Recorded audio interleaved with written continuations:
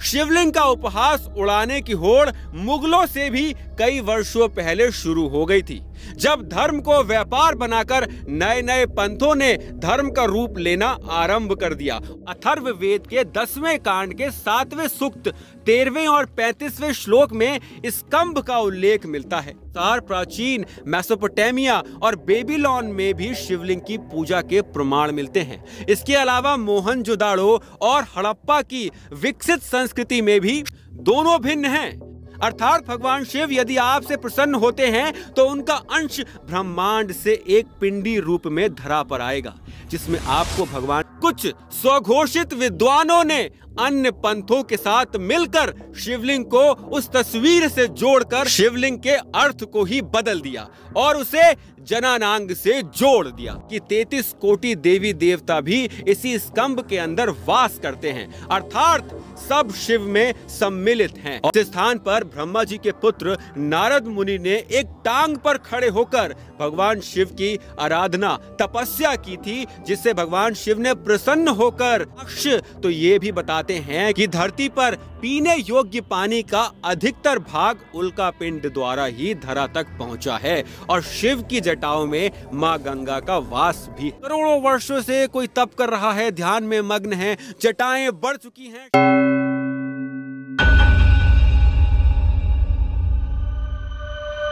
शिवलिंग क्या है? क्यों आक्रांताओं द्वारा शिवलिंग पर ही बार बार प्रहार किया गया? कैसे हुई शिवलिंग की उत्पत्ति? और सबसे बड़ा प्रश्न, कुछ अज्ञानियों द्वारा क्यों किया जाता है बार बार शिवलिंग का अपमान? नमस्कार दोस्तों, जहां इस समय मैं खड़ा हूं ये है मंदाकिनी नदी और मां अलकनंदा का संगम। इस स्थान पर आने के बाद आपको वापस जाने की इच्छा नहीं होगी, पर अजीब सी बात तो ये है कि यहाँ के लोग उस तरफ भाग रहे हैं जहाँ पर कुछ है नहीं, जैसे कि दिल्ली, देहरादून, जहाँ पर सब कुछ अंत विनाश शुरू हो गया। यही वो स्थान है जहाँ पर आज भी भगवान बसते हैं और इन लोगों की संस्कृति में, यहाँ के लोगों की संस्कृति में आज भी भगवान और हमारा धर्म जीवित है। जगह का नाम है रुद्रप्रयाग, यानी कि भगवान शिव के नाम पर ही इस जगह का नाम रखा गया है। रुद्र भगवान शिव को कहते हैं, प्रयाग संगम का नाम है। और जो मैं आज आपको बताने जा रहा हूँ वो संभवतः कोई और आपको नहीं बताएगा। शिवलिंग के बारे में बहुत सारे भ्रम हमारे मन में उत्पन्न किए गए हैं कि शिवलिंग स्त्रीलिंग और पुल्लिंग की तरह एक लिंग का प्रतीक है, पर नहीं। सबसे पहले तो आप ये देखिए, ये है बाबा केदारनाथ का शिवलिंग और दूसरी तरफ यह है उज्जैन महाकाल का शिवलिंग। दोनों भिन्न हैं, दोनों अलग अलग आकार के हैं और दोनों को ही शिवलिंग बोला जाता है। दोनों का रूप बिल्कुल अलग है। इसका पुल्लिंग अर्थात पुरुष के लिंग और स्त्रीलिंग अर्थात स्त्री के लिंग अथवा किसी भी प्रकार के जनानांग से कोई लेना देना नहीं है। ये दर्शाता है कि ये शिव का प्रतीक है, भगवान शिव का प्रतीक। संस्कृत में लिंग को चिन्ह कहा जाता है। यदि आप किसी की पूजा करते हैं, वो चाहे तस्वीर ही क्यों ना हो, वो चाहे चित्र क्यों ना हो, वो चाहे मूर्ति क्यों ना हो, वो चिन्ह है आपके भगवान का। जिस तरह से आपके रूम में आपके पिताजी की तस्वीर लगी होती है, वो तस्वीर हार्ड मास की नहीं बनी है, वो तस्वीर कागज का एक टुकड़ा है, परंतु वो चिन्ह है आपके पिताजी का, आपकी माताजी का। उसी प्रकार शिवलिंग भी एक चिन्ह है। पहली बात तो यह है कि भगवान शिव कोई हार्ड मास के बने व्यक्ति नहीं हैं, अपितु ब्रह्मांड का स्वरूप हैं। हम भगवान शिव को जिस रूप में चाहें उस रूप में उन्हें देख सकते हैं। वो प्रकृति के हर रूप में विद्यमान हैं। इसी कारण उन्हें पशुपतिनाथ, नागनाथ, विषधर, शशिभूषण, उमापति, त्रिलोचन के नाम से भी जाना जाता है। हमने भगवान शिव के आंशिक अवतारों की नर रूपी तस्वीर बना दी क्योंकि हम अपने भगवान को स्वयं में खुद जैसा देखना चाहते हैं और इसी कारण कुछ स्वघोषित विद्वानों ने अन्य पंथों के साथ मिलकर शिवलिंग को उस तस्वीर से जोड़कर शिवलिंग के अर्थ को ही बदल दिया और उसे जनानांग से जोड़ दिया। ऐसा नहीं है कि शिवलिंग का उपहास उड़ाना आज से प्रारंभ हुआ है। शिवलिंग का उपहास उड़ाने की होड़ मुगलों से भी कई वर्षों पहले शुरू हो गई थी, जब धर्म को व्यापार बनाकर नए नए पंथों ने धर्म का रूप लेना आरंभ कर दिया और नए नए धर्म बन गए। परंतु समस्या यह थी कि सनातन में किसी भी प्रकार के धर्मांतरण का कोई प्रावधान है ही नहीं। या तो आप सनातनी पैदा हुए हैं या फिर है ही नहीं। दूसरी बात यह है कि सनातन धर्म इतना प्राचीन है कि उस समय कोई और धर्म था ही नहीं। जब कोई और धर्म था ही नहीं तो धर्मांतरण का मतलब ही नहीं बनता। इसी बात का फायदा उठाकर, क्योंकि सनातन धर्म बहुत पुराना हो गया है और इसी में बहुत सारे ऐसे लोग हैं जो अपने भगवान पर विश्वास नहीं करते, पूर्ण रूप से विश्वास नहीं करते, दूसरे धर्म के लोगों ने इसी बात का फायदा उठाकर सनातन के उन लोगों को जो फ्रस्ट्रेटेड थे अपनी लाइफ से, उनको अपने में मिलाने का भरपूर प्रयास किया, उन्हें लालच देकर, और भी बहुत तरीके थे। और अंत में उन्होंने फिर भगवानों का उपहास, मजाक बनाना प्रारंभ किया। और इसमें सबसे आसान था भगवान शिव के शिवलिंग का मजाक बनाना, क्योंकि भाषा का रूपांतरण करना बहुत ही सरल था। तो भगवान शिव के शिवलिंग का उपहास उड़ाने की होड़ लग गई। और हम में से ही ऐसे बहुत से लोग हैं जो उनकी बातों में आ भी जाते हैं और वही तर्क हम भी भिड़ाते हैं जो दूसरों ने अपने मतलब के लिए हमें सिखा दिए।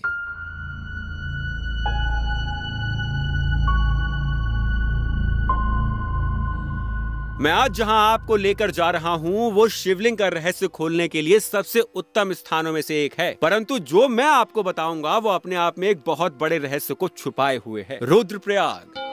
मैं हूं रुद्रप्रयाग में, हरिद्वार से तकरीबन 150 किलोमीटर दूर। यहां आप अपनी गाड़ी से और पब्लिक ट्रांसपोर्ट से भी आ सकते हैं। बहुत ही सुंदर स्थान है। यहां से केदारनाथ मात्र 80-90 किलोमीटर दूर ही रहता है। यहाँ पर भगवान शिव वास करते हैं पिंडी के रूप में। यहाँ पर मंदरांचल श्रेणी के चोराबाड़ी ग्लेशियर से निकलकर केदारनाथ को छूते हुए माता मंदाकिनी अलकनंदा, माता अलकनंदा से मिल जाती हैं, जिन्हें हम प्रयाग कहते हैं। भगवान शिव की नगरी में, रुद्र की नगरी में, रुद्रप्रयाग। इस स्थान पर ब्रह्मा जी के पुत्र नारद मुनि ने एक टांग पर खड़े होकर भगवान शिव की आराधना, तपस्या की थी, जिससे भगवान शिव ने प्रसन्न होकर नारद मुनि को रुद्र रूप में दर्शन दिए थे और एक वीणा भी दी थी। वीणा तो आप जानते होंगे। भगवान रुद्र के कारण ही इस स्थान का नाम रुद्रप्रयाग पड़ा। पुराणों में इस स्थान को पुराण और महाभारत काल में इस स्थान को रुद्रावर्त कहा गया है। जैसे आर्यवर्त वैसे रुद्रावर्त। अब सोचिए, भगवान शिव ने नारद मुनि को रुद्र रूप में दर्शन दिए थे, पिंडी रूप में, उल्का पिंड के समान। अर्थात भगवान शिव यदि आपसे प्रसन्न होते हैं तो उनका अंश ब्रह्मांड से एक पिंडी रूप में धरा पर आएगा, जिसमें आपको भगवान शिव के आप जैसे रूप में दर्शन होंगे, नर रूप में, यदि आप नर हैं तो। इससे अधिक विज्ञान और धर्म का मेल आपको कहीं और नहीं मिलेगा। यह दर्शाता है शिवलिंग सच में एक ब्रह्मांडीय शक्ति है। अभी और जानेंगे इसके बारे में कि हमारे वेद पुराण क्या कहते हैं। अब ये समझते हैं कि हमारे वेद पुराणों में शिवलिंग के बारे में क्या उल्लेख है। अथर्ववेद के 10वें कांड के 7वें सूक्त 13वें और 35वें श्लोक में स्कंभ का उल्लेख मिलता है। लिंग का शाब्दिक अर्थ है स्कंभ, जिसे आप स्तंभ भी बोल सकते हैं, खंबा, पिलर। और यदि आप आगे पढ़ेंगे तो आप जानेंगे कि इसी स्तंभ के अंदर संपूर्ण सृष्टि रची है। यहाँ तक कि 33 कोटि देवी देवता भी इसी स्तंभ के अंदर वास करते हैं, अर्थात सब शिव में सम्मिलित हैं। और इसी ब्रह्मांड शिवलिंग रूपी स्तंभ पर टिका है सनातन धर्म, जो ज्ञान और विज्ञान पर आधारित है। स्कंद पुराण में दीप्तिकेश्वर लिंग, धर्मेश्वर लिंग जैसे उल्लेख ये दर्शाते हैं कि लिंग का अर्थ प्रतीक होता है। स्कंद पुराण के ही काशी खंड पूर्वार्ध अध्याय के 26-8-24 स्तुति में भगवान शिव स्वयं को पर ब्रह्मा की मूर्ति और माता पार्वती को स्वयं के विग्रह से बनी प्रकृति बताते हैं, अर्थात शिव ही पर ब्रह्म का स्वरूप हैं। और शिव पुराण के विद्वेश्वर संहिता के 16वें अध्याय के 105, 106 और 107 श्लोक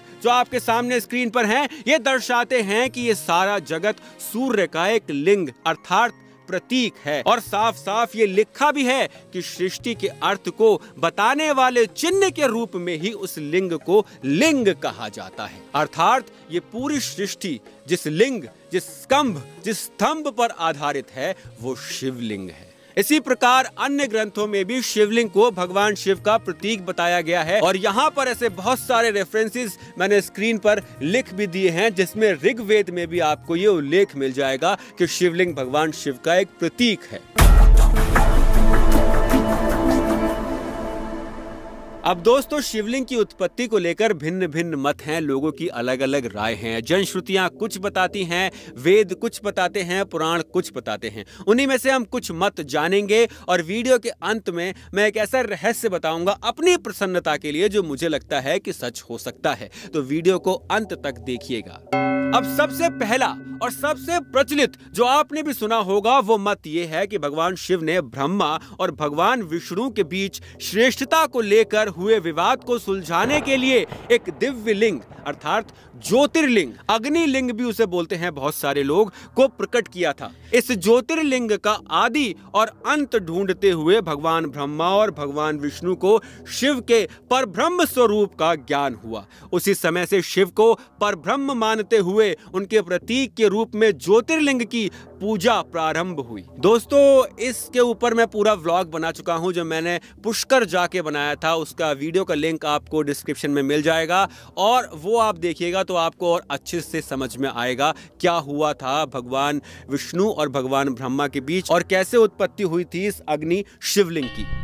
अब दोस्तों, दूसरी मान्यता यह है कि ऐतिहासिक प्रमाणों के अनुसार विक्रम संवत के कुछ सहस्राब्दी अर्थात कुछ हजारों वर्षों पूर्व संपूर्ण धरती पर उल्कापात का अधिक प्रकोप हुआ। आदि मानव को ये रुद्र का ही आविर्भाव दिखा। जहां जहां ये पिंड, ये उल्का पिंड गिरे, वहां वहां इन पिंडों की सुरक्षा के लिए शिव मंदिर बना दिए गए। इसी तरह धरती पर हजारों शिव मंदिरों का निर्माण हो गया। उनमें से प्रमुख थे 108 ज्योतिर्लिंग, परंतु अब उनमें से मात्र 12 ही बचे हैं। शिव पुराण के अनुसार उस समय आकाश से ज्योति पिंड पृथ्वी पर गिरे और उनसे थोड़ी देर के लिए प्रकाश फैल गया और इस तरह के अनेकों उल्का धरती पर गिरे थे। यहाँ तक कि पुरातात्विक निष्कर्षों के अनुसार प्राचीन मेसोपोटामिया और बेबीलोन में भी शिवलिंग की पूजा के प्रमाण मिलते हैं। इसके अलावा मोहनजोदाड़ो और हड़प्पा की विकसित संस्कृति में भी शिवलिंग की पूजा किए जाने के पुरातात्विक अवशेष मिले हैं। वैसे अब भी धरती पर उल्का पिंड गिरते हैं,